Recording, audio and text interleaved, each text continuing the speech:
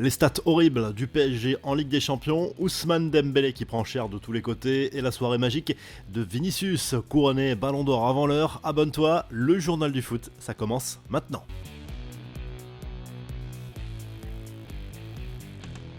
Le PSG inquiète clairement en Ligue des Champions, grosse déception mardi soir au Parc des Princes avec ce match nul, un but partout concédé contre le PSV Eindhoven.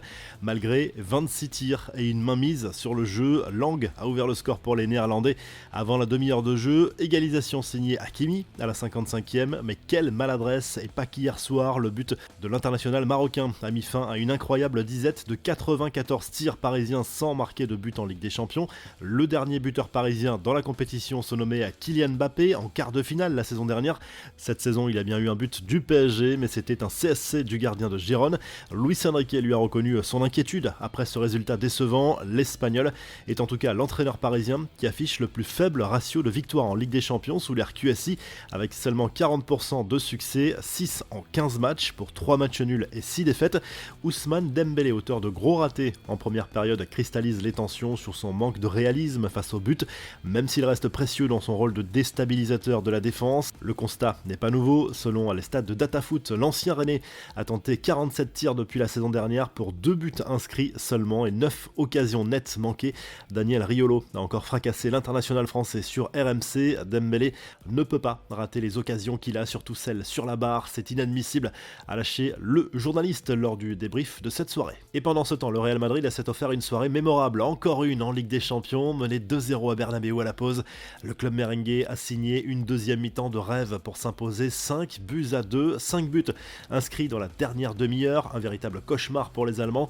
Le héros du match, ce n'est pas Kylian Mbappé, mais Vinicius Junior, auteur d'un triplé, dont un chef-d'œuvre à la 86e, une remontée du ballon sur 70 mètres avant une frappe à l'entrée de la surface pour le 4-2.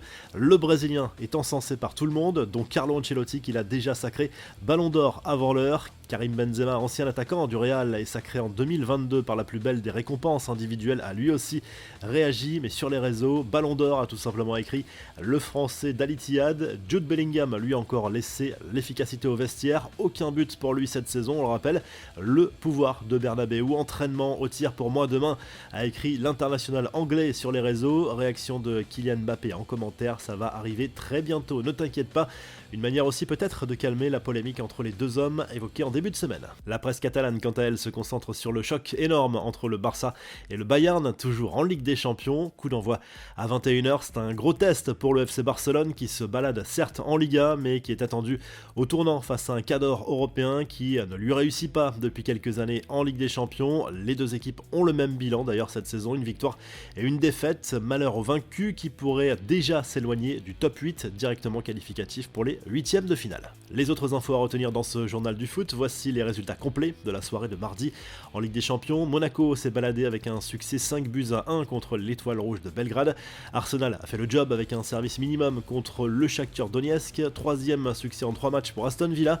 Belle surprise de cette C1, l'AC Milan a battu Bruges et la Juve est tombée à domicile contre Stuttgart. Ce mercredi soir, on suivra le déplacement de Lille sur le terrain de l'Atlético Madrid à 21h. Brest reçoit le Bayer Leverkusen à 18h45 avec l'intention de continuer à faire rêver ses supporters. Manchester City accueille le Sparta Prague. L'Inter joue sur le terrain des Young Boys de Berne et Liverpool est en déplacement à Leipzig. On se quitte en vidéo avec le chef-d'œuvre de Wilfried Singo avec Monaco vu des tribunes, un véritable missile du droit de plus de 30 mètres, inarrêtable pour le gardien du club serbe. Abonne-toi, le journal du foot revient très vite.